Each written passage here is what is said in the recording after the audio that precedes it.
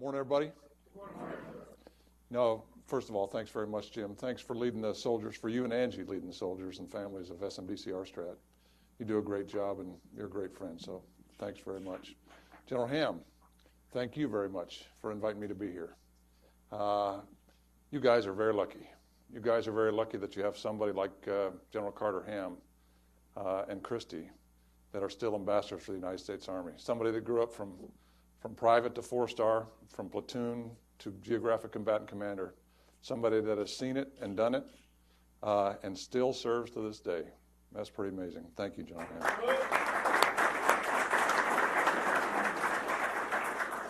And that's kind of strange to look out on an Army audience, and I am the only. No, there's another Blues. Oh, he's in my staff. And to see so many friends. And it reminds me how much the Army has formed me in my life. Barry Pike and I were stationed together on the Army KEASAT program way back when, working for General Morgan Gillette in Huntsville in, 1989, 1990. That was an amazing period of my life as an Air Force captain being assigned to the United States Army. I always say, man, I learned more about leadership in that year I worked for General Gillette than probably any other single year of my career. And that's a good and a bad thing. Because the Army does things different than the United States Air Force. But it was important to see that and important to be part of that. And I made great friends that stuck with me all the way through time. And then you look around here and you see Dick Formica and Kevin Campbell and Dave Mann and Jim Dickinson and folks that have been my partners working through significant challenges in space and missile defense all the way through. It is a great partnership because it is a joint problem. It is a significant problem. And I'm going to talk to you today about Stratcom, the joint missions of Stratcom. I'm going to end with a detailed discussion of missile defense and the way that we're going forward in the future. I'll talk for about 20, 25 minutes, then I'll open it up for Q&A, and you can ask me whatever the heck you want. You can ask me what I talk about, what I didn't talk about. I won't go classified, but I'll go pretty much anywhere else you want to go. So let's talk about Stratcom. United States Strategic Command. If you read the Unified Command Plan, what you'll find is you'll find Stratcom listed as a functional combatant command. I actually chafe every time I read that. That is not the way I perceive my command. It's not the way the people in my command perceive ourselves. We see ourselves as a global warfighting command. And if you look at the soldiers, sailors, airmen, and Marines that operate in that command, 184,000 of them today, they don't see themselves as a functional combatant command. They see themselves as a warfighting command that show up every day to do a warfighting mission. That is what we do. And we have that mission with 3 priorities. And I'll tell you the 3 priorities right up front. I ask you to just listen to the words and then frame in your mind what you think those words mean. So our first priority, above all else, we will provide a strategic deterrent. Priority number 2, if deterrence fails, we will provide a decisive response, and decisive in every way that word can mean. And priority number 3, we will do that with a combat-ready force, trained, equipped, and resilient to any threat that they face. That's who we are. And when you hear those words, most people, probably even most people in this room, go right to the nuclear mission. And that is priority number 1. The nuclear deterrent is priority number 1. If you are in a command that has all the global nuclear capabilities of our nation, that better be priority number 1. But that is not the only thing that provides our strategic deterrent. That's not the only thing that provides a decisive response, and that's not the only thing we have to be combat ready for. Those priorities apply to every one of the missions, and you heard General Dickinson just a few minutes ago start walking through those missions. Nukes, space, cyber, missile defense, analysis and targeting, EW, global strike, 7 different missions. But all those missions have those priorities. I don't want to ever face a nuclear weapon in combat. Nobody should. We have to deter that. But if it happens, we have to be ready to respond. I don't want to face war that extends into space. If war extends into space, we have to figure out how to fight and win that conflict. But real quick, there's no such thing as war in space. It's just war. It's not war against space, it's war against an adversary. And if somebody extends war into space, the problem is with the adversary, it's not with the place. And we have to figure out how to fight the adversary using everything the United States can bring to bear against the problem. And if you want to look at the missile defenders that are sitting alert right now at Greeley in Alaska, the missile defenders that are sitting alert in Colorado Springs, the missile defenders that are sitting in California, they are doing those three priorities. Priority number one, above all else, they will provide a strategic deterrent. Because the fact that they are there provides a deterrent to the adversary that we're facing in North Korea. A significant deterrent. Because what are the elements of deterrence? The elements of deterrence go all the way back to Herman Kahn and Thomas Schelling in the 1960s. The elements of deterrence haven't changed. The elements of deterrence are you have to have the ability to deny benefit to an adversary, impose costs on an adversary, and communicate that credibly to the adversary. Those are the three elements of deterrence. And what do you think those soldiers are doing every day on alert? They're doing the same fundamental mission that the missileers that are at F.E. Warren, Minot, and Malmstrom are doing every day. Their first mission is to prevent that missile from being fired against us. Their second mission is to make sure if that missile is fired, they can shoot it down. And the third piece of that puzzle is they have to be combat ready every day in order to do that. So when you hear the priorities of U.S. Strategic Command, strategic deterrence, decisive response, and combat ready, that applies to every element of our force. And so don't just think about nukes when you think about U.S. Strategic Command. You have to think about all those pieces coming together. But the thing you have to remember is strategic deterrence in the 21st century is wholly different than it was in the 20th century. And as a nation, we struggle making that connection. We struggle in many ways understanding what 21st century deterrence really means. Somehow, many people think that under the New START Treaty, we have 1,550 deployed nuclear weapons around the world, and that deters all of our adversaries. That is not true. It is not true. It does not. It is the starting point for the deterrence, but everything else has to be laid on top in order to provide an effective deterrence. We have to figure out how to integrate all those things. Look at the world. The world is wholly different. The world, when Barry and I were looking at it, the threat was the Soviet Union. That's what we were building those capabilities for. It was all about the Soviet Union. That program went away when the wall came down. A lot of programs went away when the wall came down. But we were focused on a single adversary, and the primary threat was nukes. They were going into space. We're going to have to figure out how to deal with that, but it was really primarily a nuclear threat, and that's what we're going to have to do. President Reagan started to change that in the speech in 1983, where he announced the Strategic Defense Initiative. He announced going after it a different way, trying to change the structures, trying to bring in another element to the deterrent equation. And he did. And that capability, combined with everything else we were doing, helped us win the Cold War, but did not end the threat from missiles or nuclear weapons. And our adversaries have been watching us as time has been going on. It's really interesting when you look at the history of how our country looks at the world and what we've been doing over the last 25, 30 years. Since we left that office together, Barry, it's just interesting where the world has gone. Because we went through a period from 1990 to 2000 where we were struggling with what is the threat, where is the threat?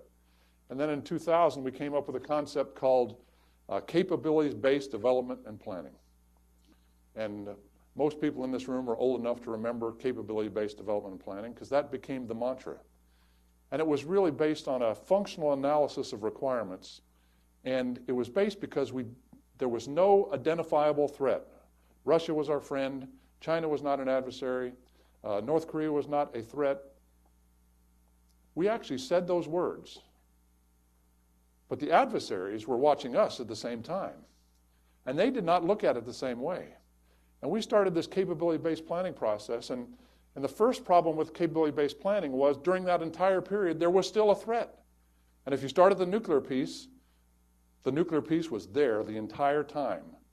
And why did people have nuclear weapons still in their inventory? Because they were our friends? That doesn't make a whole lot of sense. Nope, they still had nuclear weapons because they were there to threaten the United States of America. And you can go all the way back to 1999, 2000. Vladimir Putin is elected president of Russia in 2000. 4 months into his term, he makes a speech, and in that speech, he announced a fundamental change to Russian doctrine.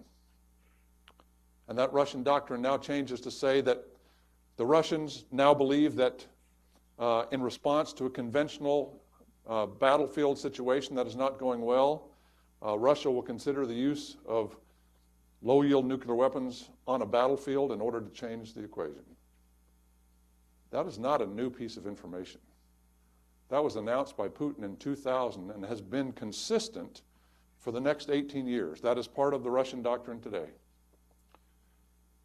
2006, he announced that we're going to modernize, the Russians are going to modernize 70% of their nuclear strategic force by the year 2000. And then in 2015, Rogozin announces we're actually doing better than that. We're going to get to 100% modernized by 2000. Where are we as the United States? Very close to 0% modernized, although we're starting down that path. Over the last 3 years, we put the modernization plans in place. But when we look at deterrence and we look at the whole, the threat has always been there. The second problem with capability-based planning is that we announced our capabilities to the world. We told them exactly what we were doing, exactly what we're building, and then we showed them on the battlefield for the last 15 years how those things worked. We demonstrated exactly what our concepts were, what our operations were, and they watched. So why are the Chinese building significant counter-space capabilities, ground-based, space-based, jamming? Why are they building those capabilities? Because they're our friends? No, they're building those capabilities to threaten the United States of America. They're building those capabilities because they watch what we've done for the last few years. They are creating a significant concern for us. That is not a concern today. Today, we are still the most powerful, dominant military force on the planet, and there's no doubt that in any conflict today, we would be superior in that conflict. But everybody in this room should be worried about 10 years from now. Will we still be in that place? Will we still be in the place where we can control any kind of escalation, control any kind of military conflict? That should be the goal of this country. We should never get into a place where we're in an even fight, we're in a fair fight. We should always be in a dominant position because that allows us and our nation to reach out to our allies and do the things that we need to do in this world. So capability-based planning was really bankrupt at the beginning. We just didn't see it coming. Because the threat is there and our adversaries have been watching. And when you put those pieces together, that means we have to respond. And we have to respond quickly. And strategic deterrence is how do I integrate all of the elements in the new threat environment that we have in the world. It is a threat-based problem, and we have to have threat-based planning and threat-based answers to how we're going to do that business. And we're walking down that path now. We've gone back, and if you look at the recent nuclear posture review, what you'll see is a threat-based view of nuclear weapons. And I look at the nuclear posture, and I had a significant hand in writing the nuclear posture that comes out, and I think it's a very good document. I think it addresses the nuclear threat exactly right. I think it's the way a strategy should be written with end ways and means all the way through. It has very specific recommendations based on the threat, because as a combatant commander, I can't look at the world the way I wish it was. I have to look at the world the way it is and deal with that threat that is out there, and the nuclear posture review does just that. But I do have some concerns of the nuclear posture review. But it's actually to do with nothing that's in the document. Everything that's in the document, I support. The only problem I have with the nuclear posture review is that the missile defense review is a separate document.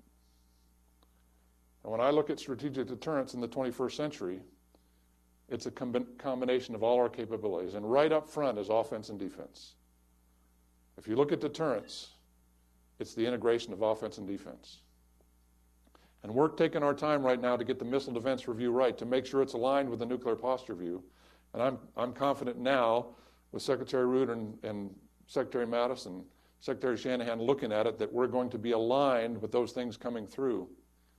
But the fact that we kept those two pieces separate going on tells you that our nation doesn't fully embrace what 21st century deterrence really means. Because if we did, it'd not only be offense and defense, but it'd be space and cyber. It'd be all the elements, all the strategic elements of our national power to deter strategic conflict with our adversaries. Because a couple of interesting things, every time we do a major scale exercise, whether we Stratcom exercise with UCOM or PACOM or the Joint Staff or whoever it is, there's a couple of things that should be important findings to everybody in this room. The first piece is that when we exercise, we realize we get to a certain point, especially if you're exercising against what would be a peer competitor, that you get to a point where you don't want to escalate. And you have to ask yourself, what are priorities? And the number one priority for our nation's defense, and the chairman said it as we walked through an exercise almost exactly a year ago now, it was a global lightning exercise. He looked at what was going on and he said, everybody take a step back. Everybody's worried about the conventional fight and all this kind of stuff. What is our number one priority? Our number one priority is to deter the use of nuclear weapons, to prevent the use of nuclear weapons on ourselves or our allies, and prevent the catastrophic space or cyberspace activity that would damage this nation. That's our number one priority. And if that's our number one priority, then we have to be structured in order to do that. We have to make sure that we work together with UCOM and together with PACOM to make sure we deter, we respond, and we're combat ready all the time. It has to be all of us working together. That is global integration in a nutshell. And the second thing that comes out every time we do this exercise is that as soon as you get into any kind of fight with somebody who is a near peer or peer competitor, you run out of missile defense assets like that, just like that. So, how are we going to deal with those issues? The first issue is we better figure out how to integrate our global capabilities together. And the chairman is convinced that global integration is the key. All the combatant commanders agree with that. We're moving down the path of global integration. We're working towards, as soon as late this year, to have a fully integrated global exercise where all of those stress points are established. Because it's not just the missile defense things that become a challenge, tankers become a challenge. There's so many global assets that become a challenge in this kind of environment. And most everybody that wears a uniform today, over 90% of the people that wear a uniform today, never had to think about a strategic peer adversary. They've never had to think about losing air superiority. They've never had to think about losing space superiority. That has never been part of their equation. And when you actually have to think about those things are really, really hard to do. And the air and missile defense elements that we're going to talk about today, that you're going to talk about on the panels, are key to moving that forward in the future. So what do we have to do in missile defense? Well, missile defense, we need to improve a number of things. From a global missile defense capability, I think the highest priority, in my opinion, is improved sensors. And we're going to build a new radar in Alaska. Missile Defense Agency is building the LRDR, the Long Range Discrimination Radar in Alaska. That's a critical piece of the puzzle. We continue to improve radars across the board. Radars are a critical element of our architecture, but I'll tell you what, there's not enough ships, there's not enough islands in the Pacific that radars can answer all your sensor questions. We're going to have to go to space to actually do the mid-course discrimination element of this mission. And the Missile Defense Agency knows how to do that. They have a plan to do that. We're struggling to get started with it. It's taken way too long. It's called the mid-course tracking sensor. The great thing about the mid-course tracking sensor is that it will be able to discriminate the mid-course phase of the problem. But the other thing it'll be able to do is, because that sensor technology, is going to be able to look down and see some of the new emerging threats, like hypersonics, that are challenging to us because we've built an architecture that is primarily focused on the ballistic missile characterization of a threat. And so our adversaries have been watching that again. And that's why they're going down hypersonics and maneuvering reentry vehicles and all the other pieces. Those are counters to us. We have to counter them. We need better kill vehicles. We need more reliable kill vehicles on the front end. We need multi-object kill vehicles on the front end of our interceptors. We need more capacity in the interceptors, but we need to work all those things in unison, and those are the priorities that I have. Sensors, better kill vehicles, and then capacity. That's how we should go down that path and build it in the future. And the interesting thing about the missile defense piece is that we've had fits and starts. Certain areas we have gone unbelievably fast. You look at CRAM, counter-rocket artillery mortar system. You know, basically the threat was there in 2005. Requirement was developed 3 months. A year later, the Navy phalanx and some RV sensors integrated into a system with an integrated command and control deployed. 12 months basically from start to finish in theater with a new weapon system. Since then, over 7,000 warrants, 375 actual engagements. That's a remarkable capability, and that's going fast. We have to be able to go fast. And my biggest concern about this entire structure is that in so many places, we've kind of lost the ability to go fast. Oh my gosh, we take forever to do anything anymore. And our adversaries are not suffering the same problem. That's why even though we are dominant today, and I expect to be dominant for at least a decade, if we don't figure out how to go fast again, our adversaries will catch up. And so there's 5 areas where we have to go fast. General Ham talked about one of them a while ago. That's the budget.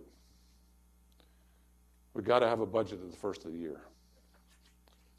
If we don't have a budget at the first of the year, in not too long, our nation, I can't think of another way to put it, we will be screwed. It's just that straightforward. You know, I like to tell strategic stories since I'm Strategic Command, and I like to tell the story of Rickover in the Navy, Schriever in the Air Force, and how fast they went. Schriever built the new ICBM, 5 years, $2.14 billion. 800 three-stage solid rocket ICBMs and 800 new missile hulls in 5 states across the country, 5 Air Force bases that didn't exist when he started. From square one to deployed and operational in 5 years. Rickover took a reactor that was the size of this building and put it on a 28-foot submarine and deployed it in 5 years. If you take that $2.14 billion that Schriever had and you mark it forward into the future, that's $17 billion in today's money. The new Minuteman replacement, the GBSD, current estimate, 400 missiles, IOC 2029, FOC 2035, and current estimates roughly $84 billion. That's not going fast. That is not going fast. You look at all the capabilities we have to figure out how to go fast, and it starts with a budget. But then it goes into requirements. I just talked about the CRAM requirements, 3 months. I can sit down with 3 subject matter experts in any one of my areas, from nuke to missile defense, and if I sit down with them, I can get you a good requirements document inside 3 months. Did it with CRAM? Everything should be that urgent. It shouldn't take longer than 3 months to get a requirement for anything, and it should be threat-based to counter that threat and build it against that threat. But we take sometimes 3 years in the requirements process to get the requirements done. And I've talked to the vice chairman. He's a good friend of mine. The vice chairman, he'll get it through inside 3 months every time. All you have to do is get through the process and ask him. But it takes our attention. We can't just let the process work. Then the acquisition business. The acquisition business. Used to be the acquisition business was run by colonels. And the colonels were given the authorities and responsibilities to go fast. And they took risks, and sometimes they failed, and sometimes they were fired. They don't have those responsibilities anymore. All the responsibilities have moved in the Pentagon. The good news is Secretary Shanahan, Secretary Lord, they're moving stuff back out to the field. They're moving back out and putting authorities in the hands, but we have to allow them to really take risk and move out, because those are the last two. You know, when we test, we don't have any risk assessment anymore. There's an Army example of THAAD. If you look back at the history of THAAD, and the history of THAAD is pretty old, actually. A lot of people in the room think THAAD is a brand new weapon system, but THAAD actually went through development 1995, 1999. And during that period, 1995 to 1999, 6 failures. 6 failures in a row. That's pretty significant. You know, General Schriever, the hero of the Air Force space and missile business, first time he tried to build the first spy satellite, Discover, Corona, failed 13 times in a row. Sometimes he's a hero. But 13 times in a row he failed. The program director for THAAD back in the 90s was Colonel Lou Dieter. And he had a great quote at the end. You know, as he went through those failures and he finally got to the place where he finished, he looked and he said, "We knew where we were going. We just had to be allowed to complete the journey." And I ask you today, if you had a program that went 4 years with 6 failures, do you think everybody would say, "Yep, keep going"? Imagine a world without THAAD today. Imagine where we had a world where we couldn't put THAAD on the Korean Peninsula to defend our southern bases and ports. Imagine a world where we couldn't put THAAD on Guam to defend the critical assets that are there on Guam. Imagine a world where that didn't exist. That's a world I don't want to be part of. But if we have to get back to where we allow our program directors to take risks, we have to get back to where we allow failure in the right way. And each of those failures, if you look back at it, there was component failures, there was process failures, but each one was a learning experience to fix the weapon system. So the weapon system, when it came online, it would work. Rickover had a great quote. I shared it with a number of folks over the years, but Rickover's quote was, "Success teaches nothing. Failure teaches everything." And it's true if you do it the right way. It's not to take risk that's foolish. It's not just to test to fail. You don't try to test to fail, but you try to test to push the envelope. You try to test because if you actually get in a threat situation and you're on the peninsula and THAAD is brought to bear or the GBIs are brought to bear, they have to work. And in order to work, you have to push the envelopes and test, and that means that you will suffer failures and tests, and each one of those failures would be a learning experience that you can bring to bear on an adversary. That's how you get to a capability that will work. And we have to do that. We have to go back to understanding risk, understanding how to test, understanding acquisition, understanding requirements, getting a budget and moving fast. That's what our nation is calling us to do. But holy cow, the missile defense business is an exciting business. And more than any other element in our country, the missile defense business can look at programs and find examples of exactly those 5 things. So you know that it works. You know that it's there. The way Jim ended his remarks is perfect because it's really all about the soldiers. We should never put a soldier in the field with equivalent or less capabilities to our adversaries. The equipment that they're given when they deploy, and oh, by the way, the soldiers in Alaska are deployed right now. When they're deployed, that equipment should be the best that the United States can bring to bear.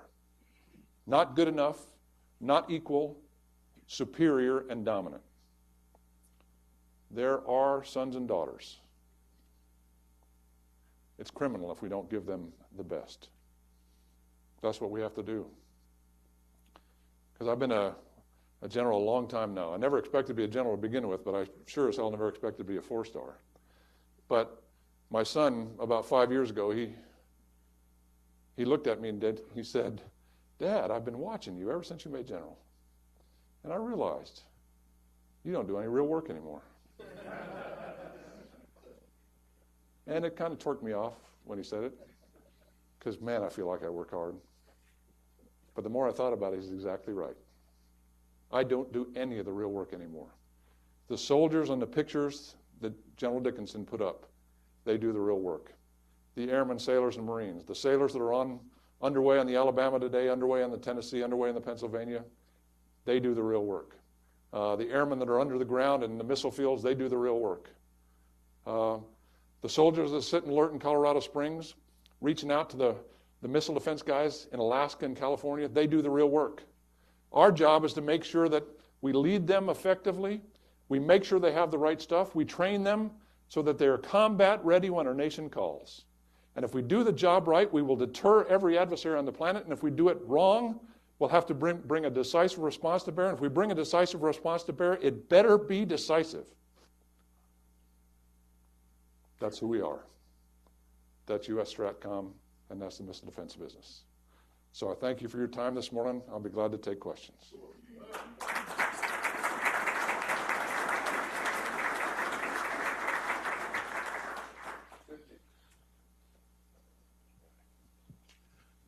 General, Sidney Friedberg, Breaking Defense. Hi. Hi, how are you? I want to pull a thread that you mentioned, the concern that just there's not enough capacity. And, given that interceptors tend to cost more than things they're intercepting, you tend to fire 2 of them, there may not be economically possible to get enough capacity. How do you deal with that in that, near peer scenario? How do you square that circle of the fact that they can fire lots more cheap missiles that we can never afford to counter with our current architecture? So the thing about our current architecture is focused on North Korea. Our current architecture is not focused on China and Russia.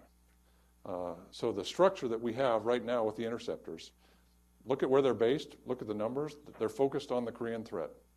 Because the Korea threat is the most uncertain threat, because we don't know how that's going to play out. So what we have to have is we have to make sure that those capabilities always stay ahead of the Korean threat. Russia and China are a different problem. It's interesting that our adversaries are concerned about threats from THAAD or threats from Aegis Ashore. Those capabilities are not built against their capabilities. They're not. The way that we deter Russia and China is with other elements of the capabilities under my command. That's why it's not one answer fits all. That's why you have to look at deterrence in the 21st century in a multipolar way and a multi-domain way. The Korea problem is different than the China problem, is different than the Russia problem. Each one requires different assets, but it's not just the nuclear weapons of the United States of America that we bring to bear. Against Korea, we bring defense. Against Russia and China, we bring space, cyber, and a number of different other elements. We have to look at each adversary differently and separately, and then we have to look at the impact of what we do as a whole. And that's the other piece we struggle with, because everything we do with respect to Korea impacts China. Everything we do with China impacts Russia. Everything we do with Russia impacts everybody else. We have to make sure we understand the multipolar nature of everything that we do, and we have to understand the multi-domain nature of what we're bringing to bear on the problem. There's no one single answer that fits all. That's why we want to have a broad spectrum of capabilities. The 7 mission areas under Stratcom right now, soon to be 6 when Cyber Command elevates. That'll be an interesting dynamic in how the United States deals with that. If you want to talk about that, we can do that in the future. But you bring to bear the specific capabilities you have against those threats, but it's not one size fits all. And we keep, as a nation, trying to make it one size fits all, and it doesn't work that way.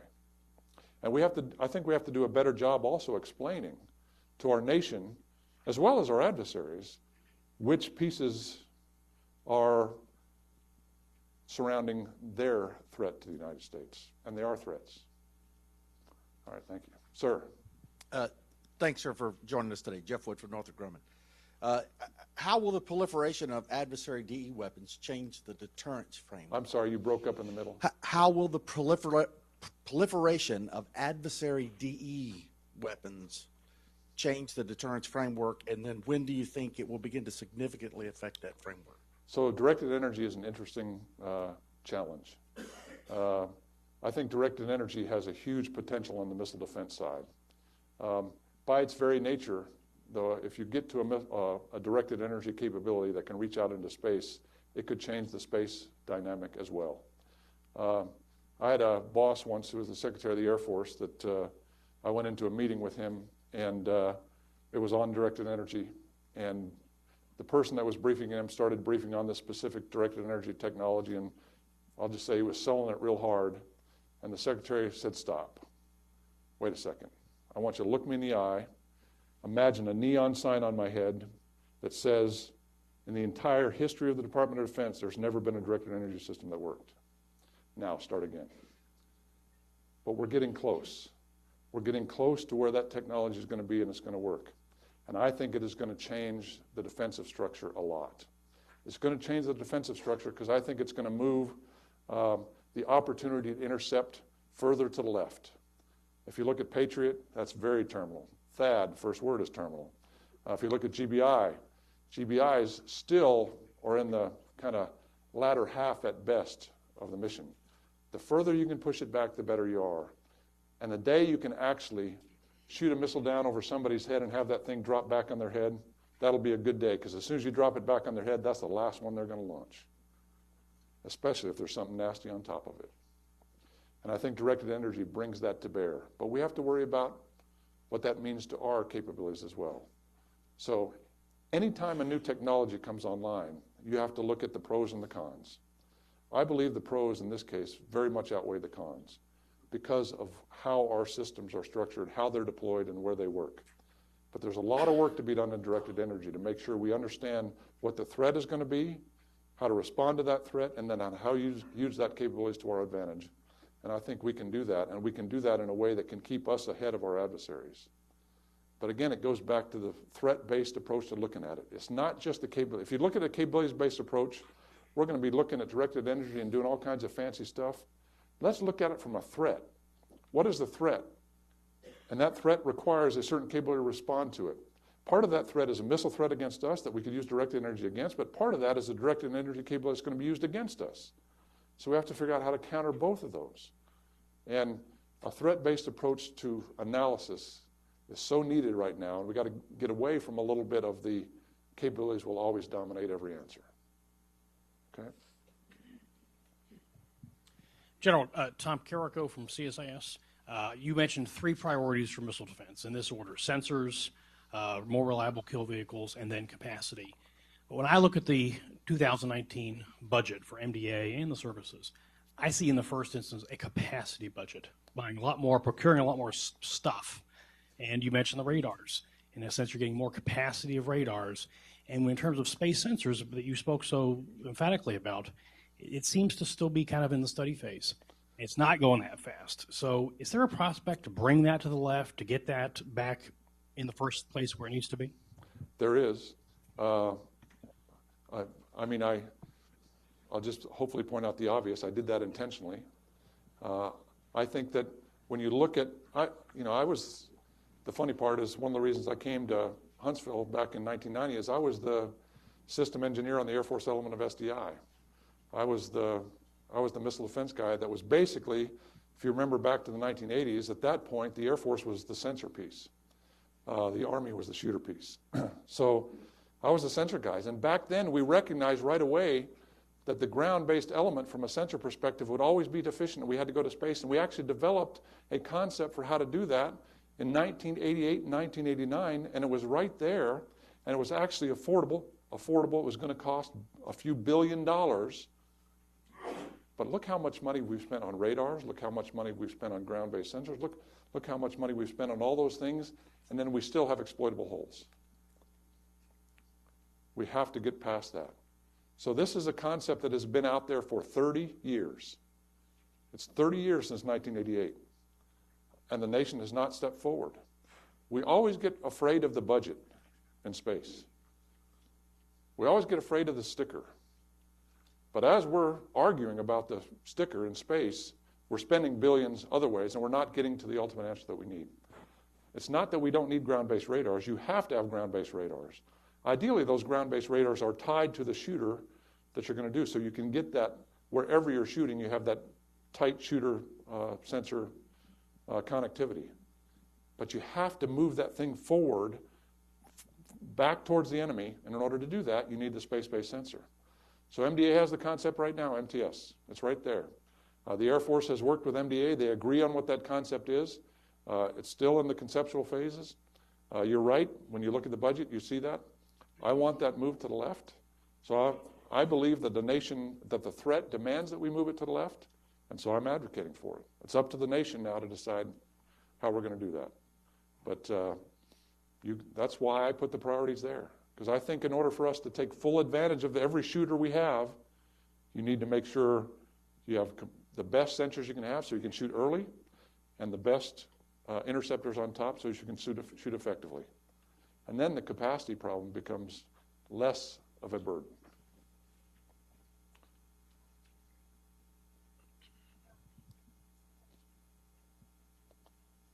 Hi, Amanda Macias from CNBC. Of the three adversaries that you mentioned between Russia, China, and North Korea, you used uncertain for North Korea, but I'm wondering who's progressing quicker and which of the three you're most concerned about. Well, it's, again, three different problems. So I think Russia is the most significant threat, just because they propose the only existential threat to the country right now. So you have to look at that from that perspective. I think Korea is the most uncertain threat, the most dangerous near-term threat, because you're not sure how that's going to play out this year. There seems to be good things going on the peninsula right now. We'll have to wait and see now that the Olympics is over exactly where that goes. I always remain hopeful. Anybody that wears a uniform does not want war. Goodness knows you don't want war on that peninsula. If you've been there, you know that you don't want to go down that path. But our job is to provide basically maneuver room for our diplomats to try to get to an answer. That's what we're doing right now. The whole campaign we're in is to provide that. And then if you talk about moving fast, there's nobody moving faster now in the world than China. China is the adversary that's moving fast. They're moving fastest in space. They're moving fastest in hypersonics.